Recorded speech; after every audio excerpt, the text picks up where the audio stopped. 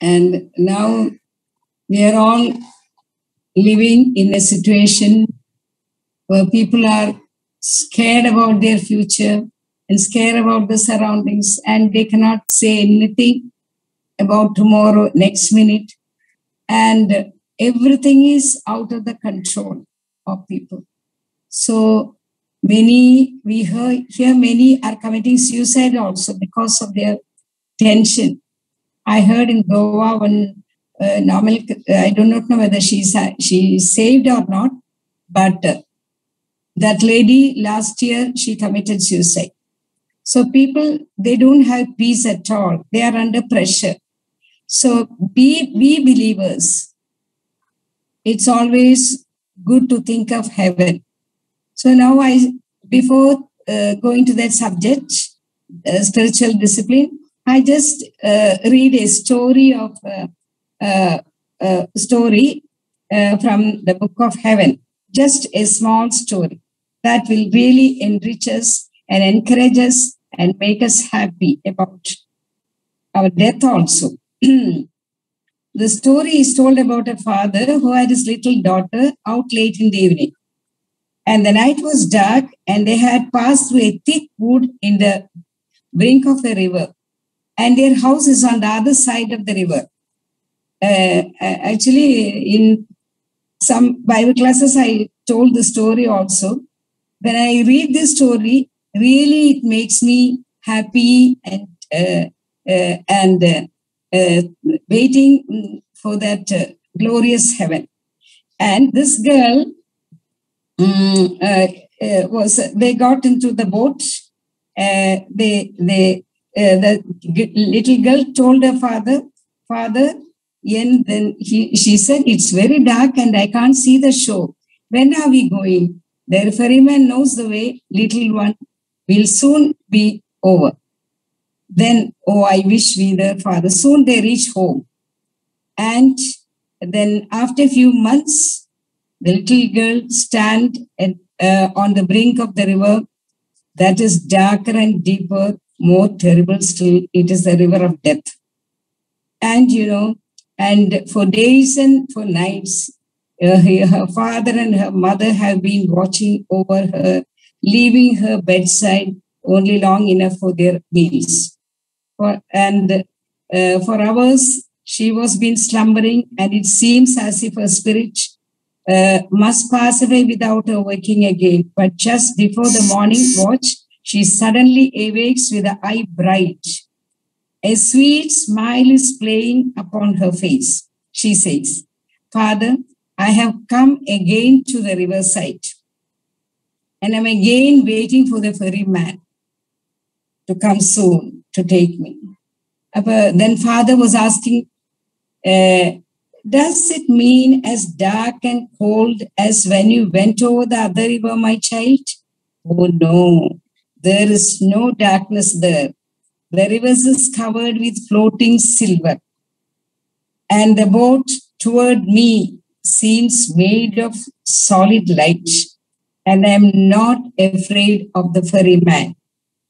Can you see over the river, my darling? Oh yes, there's a great and beautiful city there, all filled with light, and I hear music such as the angels make.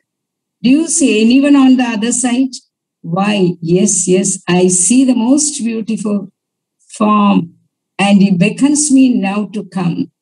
Then she was saying, oh, ferryman, make haste. I know who it is. It is Jesus, my own blessed Jesus. And then thus she crossed over the river of death, made like a silver stream by the presence of the blessed Redeemer. So we know that the time is short before us, and many of our beloved ones have passed this river, and so that should be in our mind in this COVID season. Now also, I heard about a believer who we took baptism together in Calicut. Now this morning he passed away. He went to be with the Lord. So we do not know about our future also. Everything is in God's hand. But one thing we can be happy is that is a we are going to the glorious presence of our blessed Jesus. That should give us joy and happiness. People are, even believers are scared of death. Yes, that poisonous sting is taken by the Lord. So we can be happy, and with a peaceful heart, we'll study the subject, this spiritual discipline today.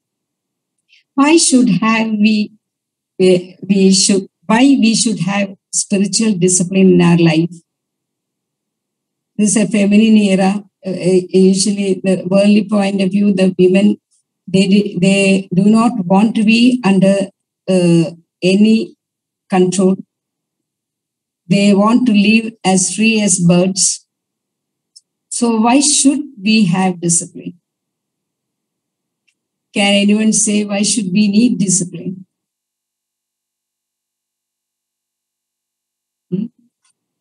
Okay. Let us not waste time. First, we will take 1 Corinthians 6, 19 and 20. First, that I will read for you. Some other things you have to help me. 1 Corinthians 6, 19 and 20. I read from NIV. Do you not know that your body is a temple of the Holy Spirit who is in you, whom you have received from God? You are not your own. You were bought at a price. Therefore, honor God with your body. Here it says, you are not your own.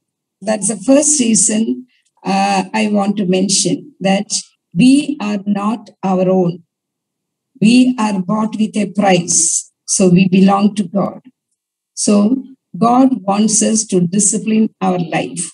That's the first reason I want to tell you. Because we were slaves.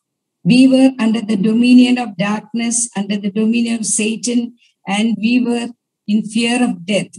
But Jesus died for us on the cross, and with his blood he bought us, and that is a precious price. So we do not belong to us. We are owned by our master. So we have to discipline our life. That is the first reason, because our master wants us to be disciplined.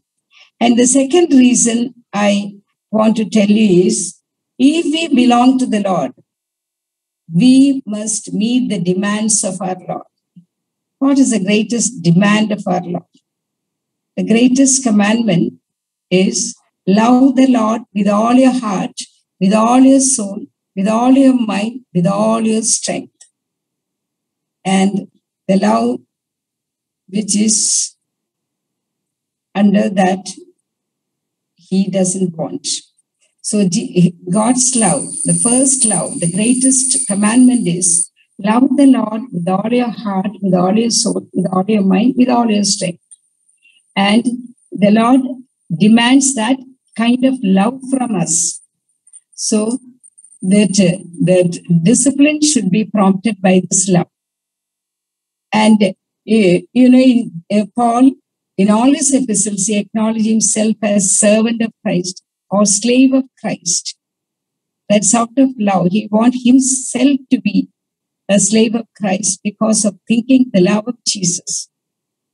And when we think of the love of Jesus, I remember one brother said, Benitarian said, one brother asked him whether, brother, you are suffering so much for the Lord. And he said, when I think of the Lord's love, this is not at all, we cannot compare this with the love of Jesus. It is very, very small thing I am doing, comparing the love of Jesus. And I remember once Benitarian prayed like that, Lord, let me be kidnapped by the Mao people. He was praying very seriously that he wants them to kidnap him. Can we pray like that? No, he was praying very much seriously he was praying, and that really happened. The Mao people kidnapped him, and he could share the gospel with them. So that love should prompt us to discipline our life. And many people, especially women, they don't like discipline. So in every area of our life, it is that love should prompt us to be disciplined. Why we are not behaving like the other people, otherworldly people.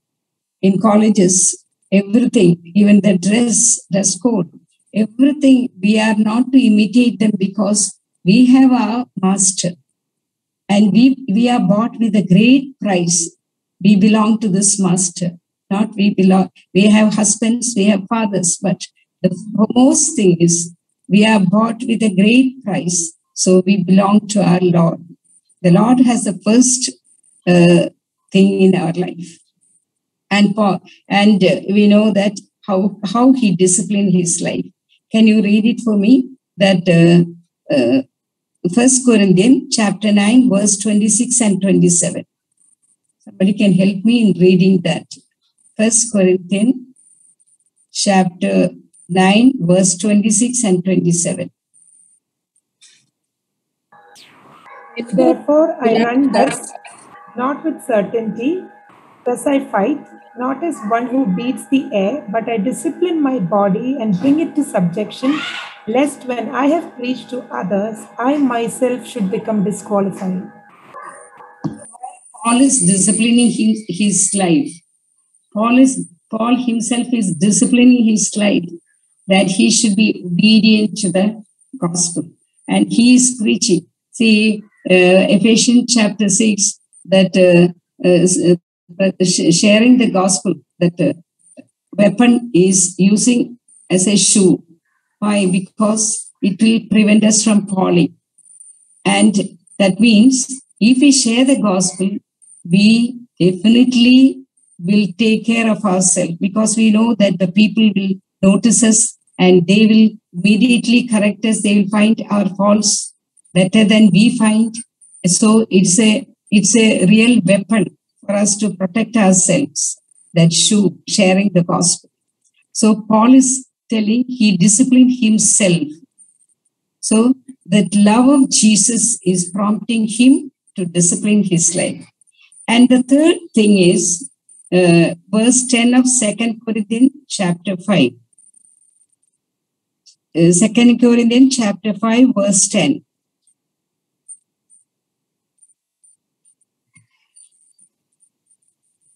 We must all appear before the judgment seat of Christ, that each one may receive the things done in the body according to what he has done, whether good or bad. So every believer is going to appear before the Lord. And now is the time to prepare. And this, I believe that this code also is a nice opportunity for us to prepare ourselves. And Lord, and if we are not preparing earlier, this is the time to prepare ourselves. So Jesus Christ is presenting the church as spotless. So we are all members of that. So this is allowed by God, I believe, that it is for our purification also. So it is a preparation time for us also, because we have to give account of our time, account of our life, account of the money we spent, for everything, the opportunities we are getting. We have to give account of that. The judgment seat of Christ is that for even when God's people will stand before the Savior, as their works are judged and rewarded. The judgment seat of Christ is that future event when God's people will stand before the Savior as their works are judged and rewarded. And we are not under condemnation, we know, but we will have to give an account of our works and service for the Lord. So we should be very careful. And with this, we'll read one few verses from Psalm 139. Just we'll read it. 139. First few verses. I'll read it for you from NIV. O Lord, you have searched me and you know me. And you know when I sit and when I rise. You perceive my thoughts from far. You discern my going out and my lying down. You are familiar with all my ways. Before a word is on my tongue, you know it completely, Lord. So here it says, he search. Search means he's very carefully searching us. And he didn't take much time. No need for him to take much time to search us. He knows us very much, very intimately. He knows us, so we cannot hide anything from him.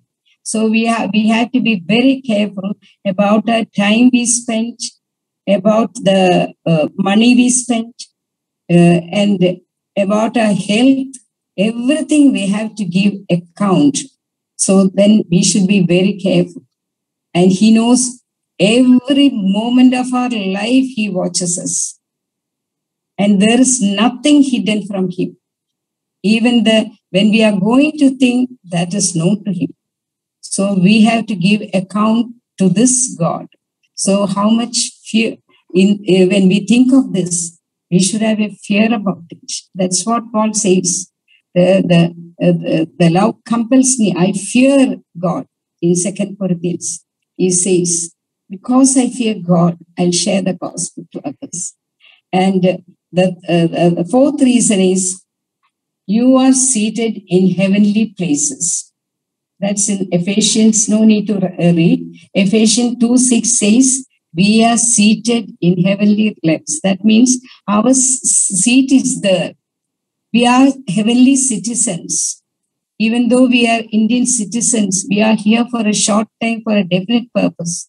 We know that suppose the American president is coming to India to visit India, he will be here for a short time. As soon as that purpose is over, he'll go back. And it is not his place.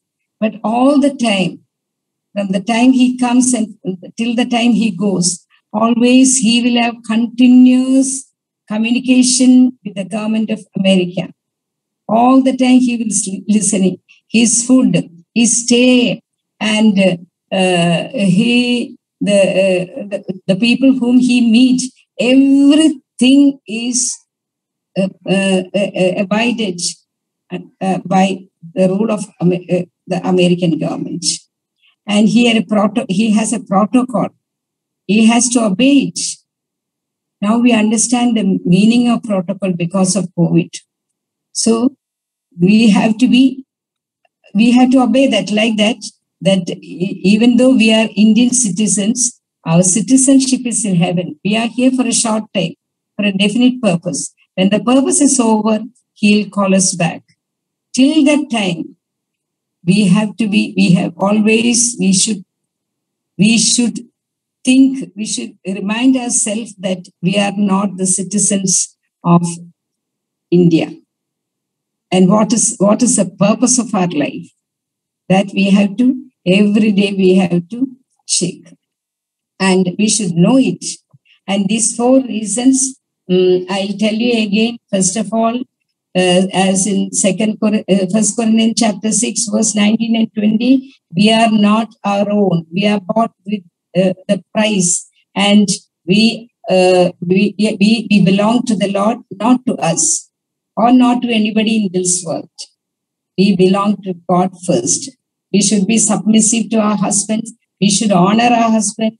We should honor our parents. But the example of Mary, when angel appeared to her, what did she say? Shall I ask my father, or shall the would-be husband? No, she said, whatever you will, let it be done in my life. That's the best example. She knew that she belonged to the Lord first. And so we have to think that we belong to the Lord first. Our obedience is first to the Lord. And obey your parents in the Lord.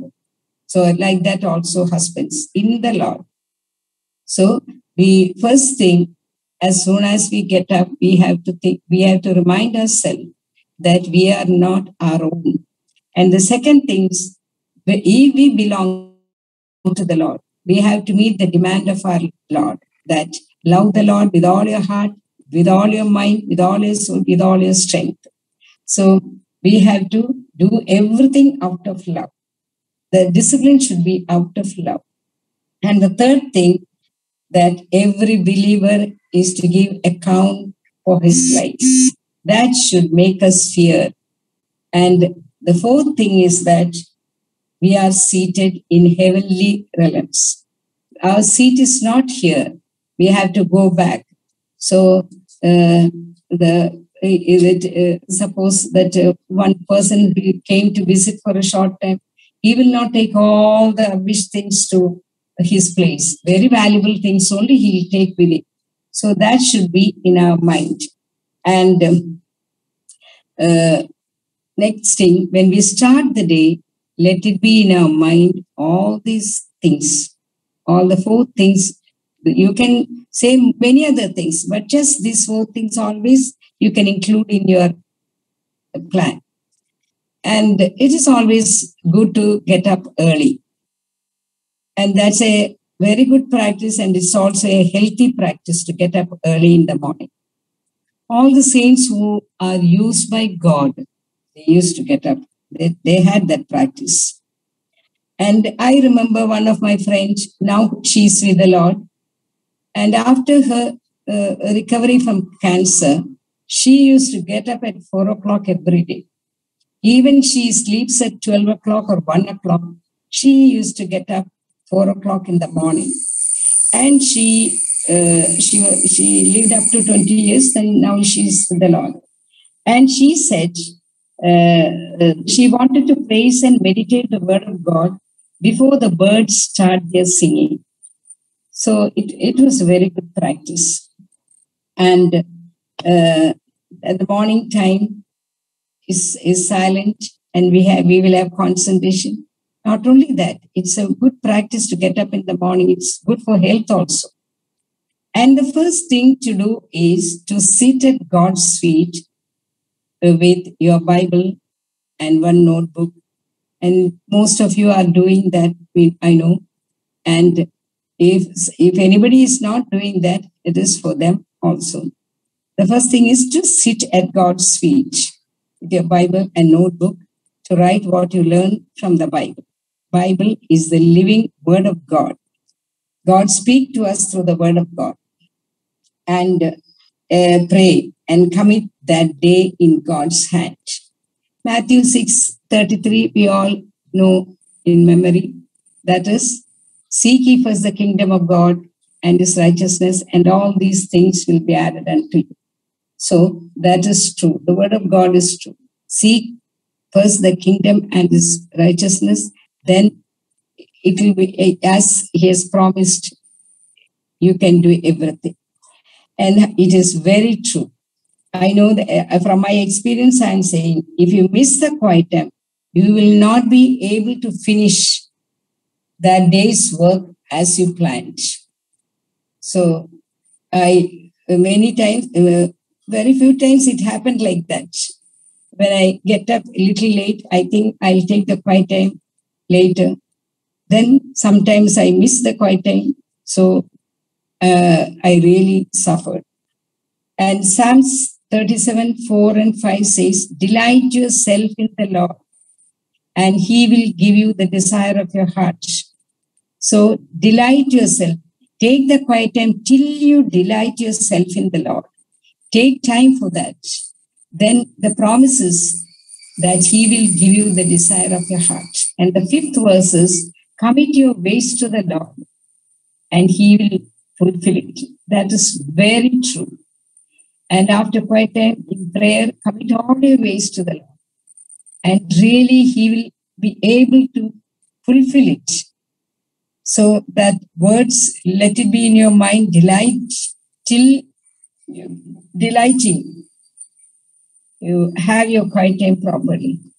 And you will be able to rejoice in the word and sing a worship song also and pray.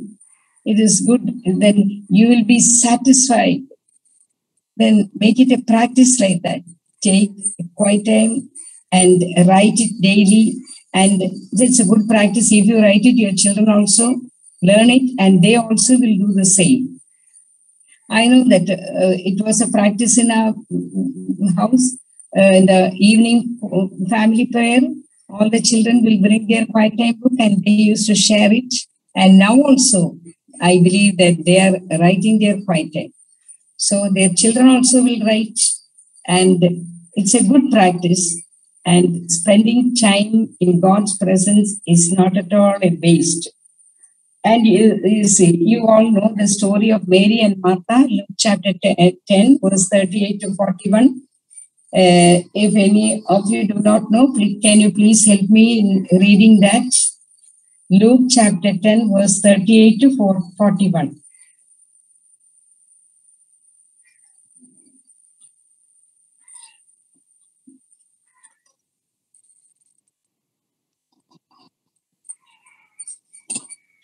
Now, as they are traveling along, he entered a village, and a woman named Martha welcomed him into her home. She had a sister called Mary, who was seated at the Lord's feet, listening to his word.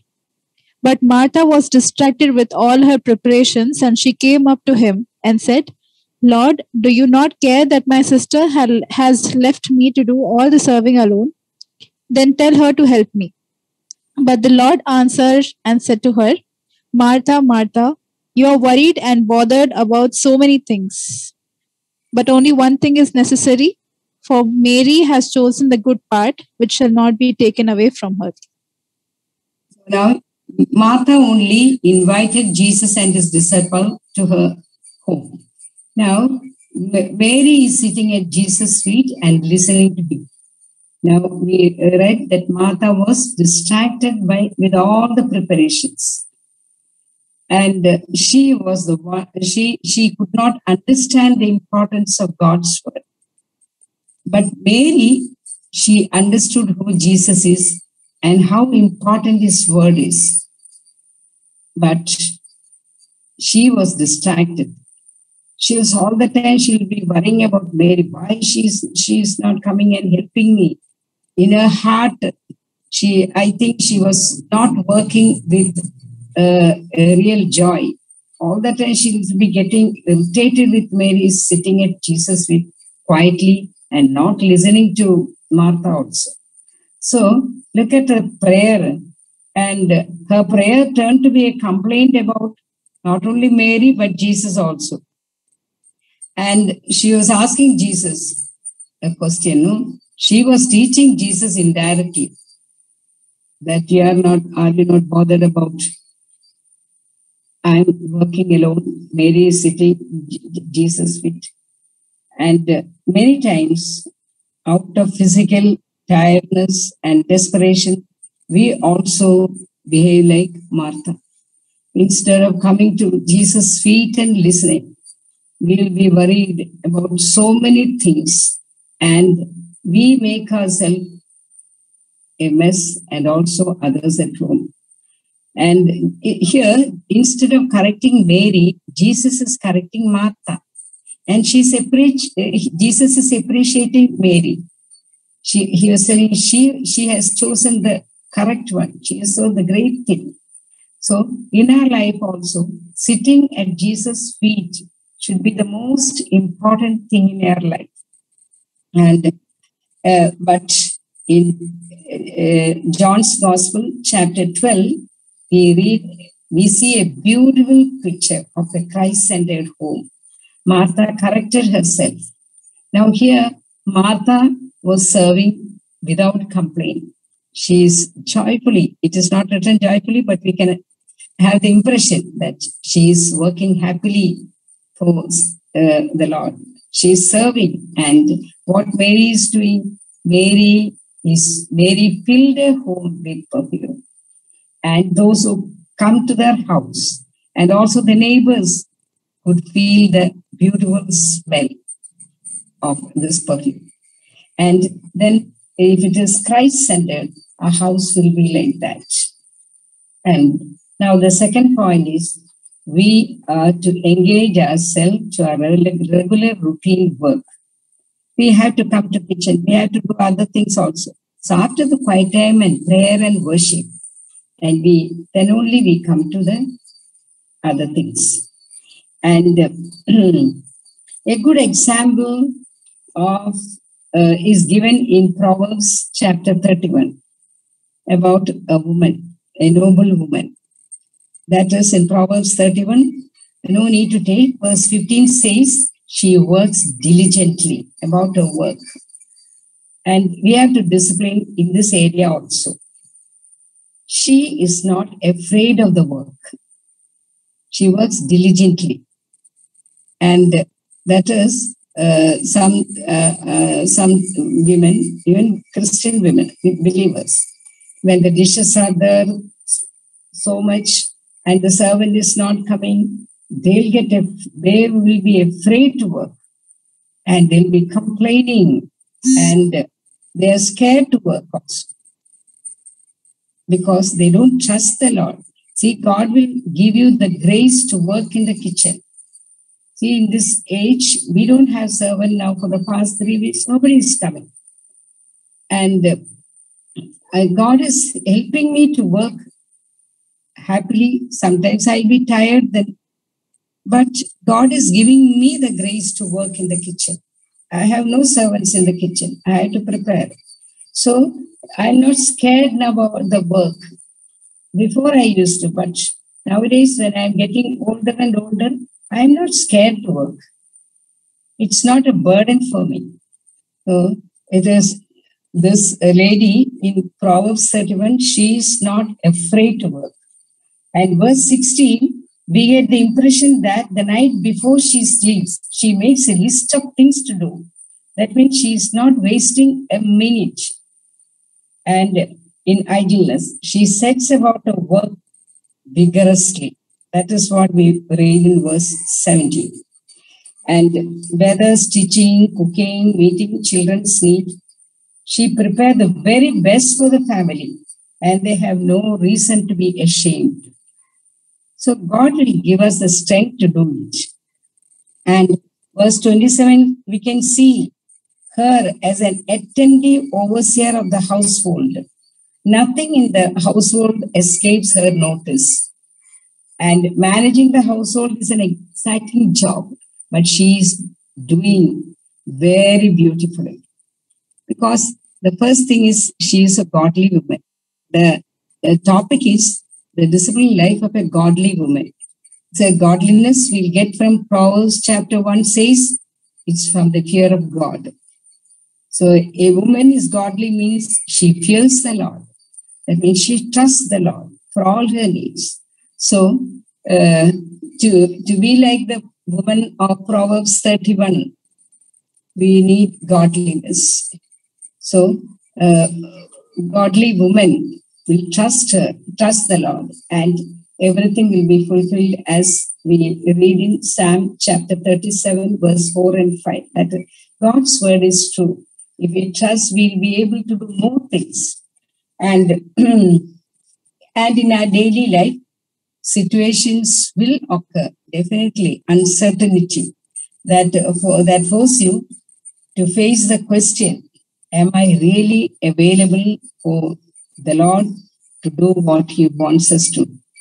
Am I ready to respond to the need of the human hearts right there in front of me? And right there at that moment, am I ready to give myself without murmuring and without limitation? Am I willing to do that? That we have to ask this question to us. In accordance with that, we'll read Romans chapter 12, verse 1 and 2. That is, present ourselves as our bodies as a living sacrifice, holy and acceptable to the Lord. That we have to memorize that word. Many of you memorize that word, and we have to remind ourselves that I have to present my body as a living sacrifice, not a dead sacrifice, a living sacrifice. That we read in, we memorized this word also, Galatians 2:20. I have been crucified with Christ. It is no longer I, but Christ lives in me. I remember when we were in Kanpur, we were in touch with the nurses that fellowship also. The two workers were there, Miss Cherian and Miss Hall, and they were happily living together. Their culture was different, but still they love each other very much. So I just once I just asked Miss Hall, how is it possible for you? She's from England and Cherian is a Malayali. Miss Cherian is a Malayali. Then she said, all the time I think this was Galatians 2:20. I'm in the coffin. So I should not get angry. Every time I think that I'm in the coffin. But when I share the gospel, I'm not in the coffin. And when I'm supposed to get angry, I think I'm in the coffin. When I get self-pity, I remember that I'm in the coffin. Then I'm able to get victory. I get victory out of that. So it's a good example. I still remember it is some 40 years back, she told me. So it really encouraged me. And we always think that we are dead to ourself. And this verse also, we should remember always that my body belongs to the Lord. And I should be, present your bodies as a living sacrifice. That's a kind of worship also. And then you have to ask this also to yourself. That so see, suddenly I was telling something occurs in our life, some unexpected visitors, some unexpected things happen. So we always remember this. Remind your mind, the appeal of Paul, that is, present your bodies a living sacrifice, holy and acceptable to God. When you are busy around the house, washing dishes, and something burning in the stove, and you have so many things going through your head, and the child comes and asking for food, what do you do then? We will be disturbed immediately. So it is good to have a prayer at that time. Immediately you go to the Lord, the throne of grace. It is there in front of you where you are standing. Just whisper a prayer. Ask the Lord to help you. He will definitely help you. And you will find the verse, Hebrews chapter 4, verse 16. Because of that, it is not, it takes time to read. So I'm reading. I'll tell you that verse 16 of Hebrews chapter 4. That we receive mercy and find grace to keep us in our time of need. When we go to the throne of grace, it is a throne of the king. At the same time, it's a throne of grace. He will give us the grace in every time. In the time of need, it is supplied. And so go to the throne of grace immediately. And we receive mercy and find grace. And he will help you in this moment. And everything is out of our control. Ask the Lord to help you. And he will help you. And my experience, I tell you, a few 2 weeks back, I think I was very tired. When I got up, I was tired and I was not able to speak also because I usually go to bed very late, and then to get up and work. That morning, very tired means I wanted to lie down and lie down and lie down. I couldn't even talk. And then that day, quiet time was Ephesians chapter 1. That I read that in NIV, it is incomparable great power. In Malayalam, it is said, നിങ്ങളിൽ വ്യാപരിക്കുന്ന അവന്റെ അളവറ്റ ശക്തിയുടെ വലിപ്പം. That means that incomparable great power. That power is in us. So I thought, yes, the power with he made Jesus resurrected from the dead. That power is in me. That is in Ephesians, other chapters also. That power is available to me. Why shouldn't I take that power? Because Paul says, His grace is enough for me in all the situations. I can do all things. So that's not a word only for that worship or to memorize, but it is available to me at that time that I claimed it and I asked the Lord, and by His strength I could do many things. And I tell you, the people who came to our house know the courtyard is very big, and during the rainy season and all the leaves, because of wind also, it will be full of leaves. And as I told you, we didn't have servant also. And I could sweep it. Not only I could sweep it, I could sweep the house and mop it in one day. That God is giving me the strength. It is not only for worship, we say, Lord, you are enough for me. No. In every day of our life, His strength is enough for us. But we have to ask for the strength. It is available to all of us. So we depend upon the Lord for the strength you need for every day. And, and someone said, your reputation is what you do while everyone is looking at you, while your character is what you do when no one is seeing you. So when no one is seeing you, then only our character, our dependence upon the Lord will increase. And we will be able to change daily in our character. And that is a second point. I close it with this. And the third and final point is the importance of prayer in our life. That First Thessalonians 5:17 says, pray continuously. And Ephesians chapter 6 verse 18 also says about the prayer. Pray on all occasions and pray continuously for all the saints. Like that prayer is very, very important in our life. Without prayer, we cannot live in this world. It's like taking the breath. We have to pray. And we know that our mind is remarkable in its activities. And it can be praying while it is cooking or sweeping, dishwashing. You can look up to God even when you teach your children. Every time. That is, our mind should be in communication with the Lord always. That is that pray always.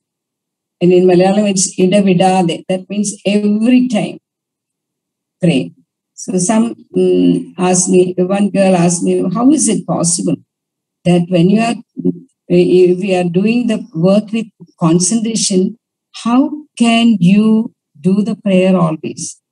That is, our mind should be in constant touch with God. That we can depend upon the Lord for our needs. And do you want to honor and submissive to your husband? Be sure to have a prayer over it when you talk to him. And in prayer, we coming to the throne of grace, as I told you before.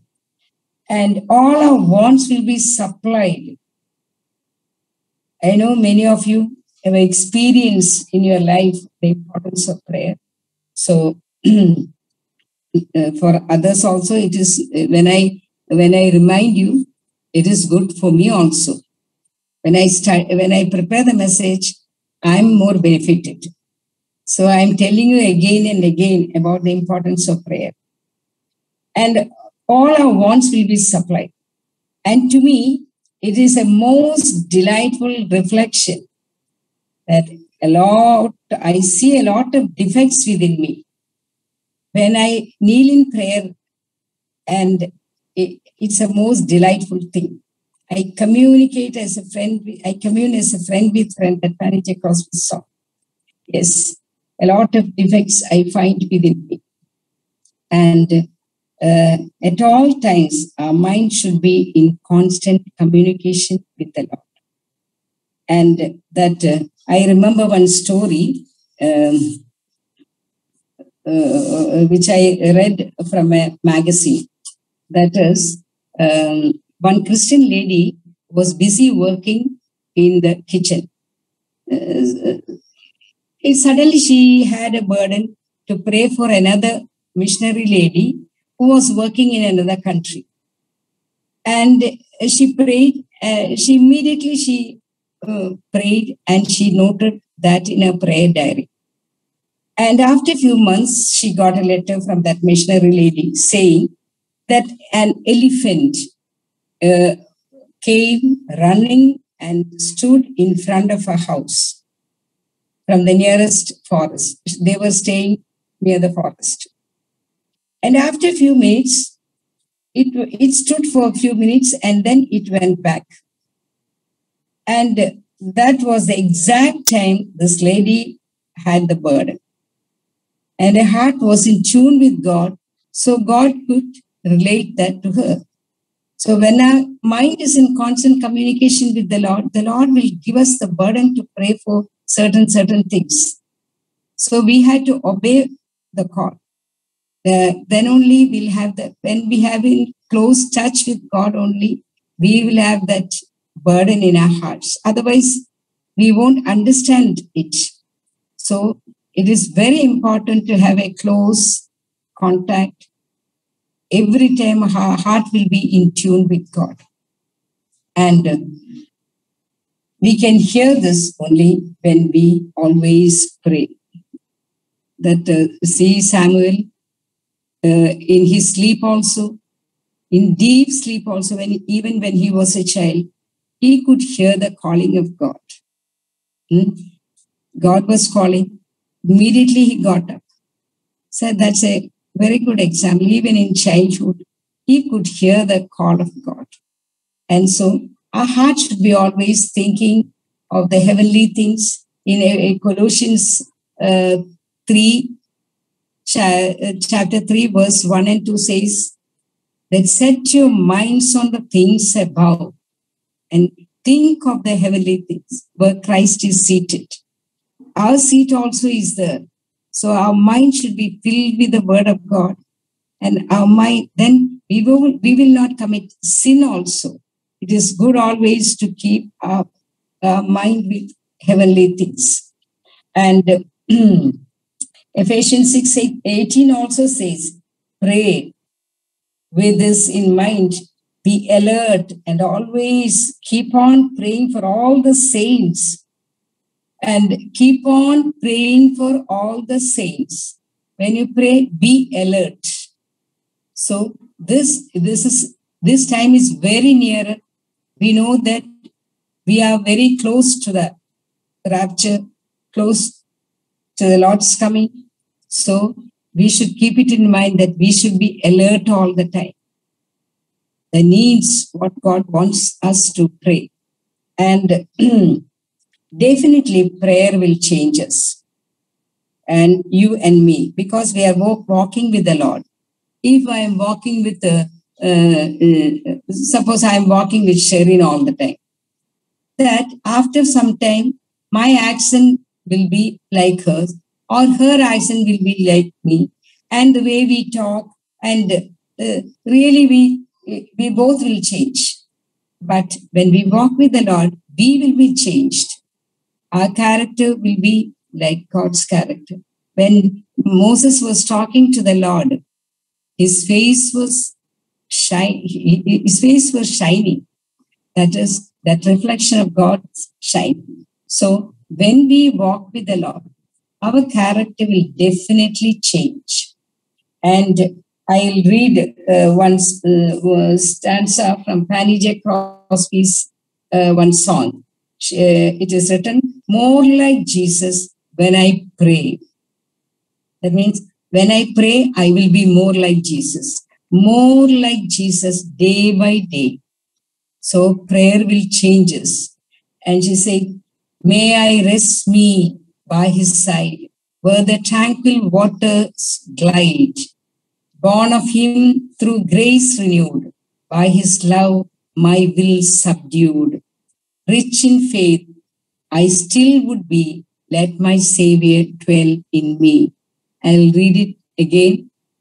More like Jesus when I pray, more like Jesus day by day. That is, we are predestined to be like Jesus. That is in Romans 8:29 says. And I say the meaning only, not the verse.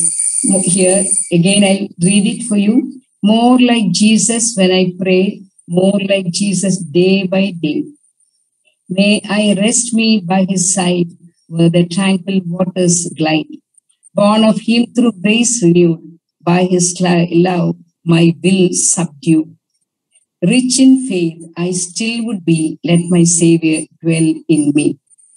So, 3 more minutes, I will close it. So, the 3 points I said. One is quieting, and the other, when you go to your routine work, always trust the Lord for your needs. And if you trust the Lord will help you. And the third point is the importance of prayer in our life. And I close it now.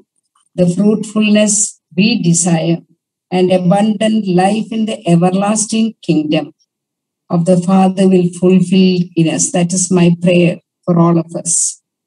That the fruitfulness we desire and abundant life in the everlasting kingdom of the Father will fulfill us just as they were in the life of many godly women who went before to meet our Lord. So let it be our prayer that we will be able, God is able to fulfill all the desire in our heart, and we will be in tune with the Lord. We should cooperate with the Lord. The Lord will help us. We have only very short time before us. We do not know how many more days before us. We do not know anything. So when the purpose is done, God will call us back. Till that time, he has given us time to prepare ourselves to be in his will. Let God bless all of us.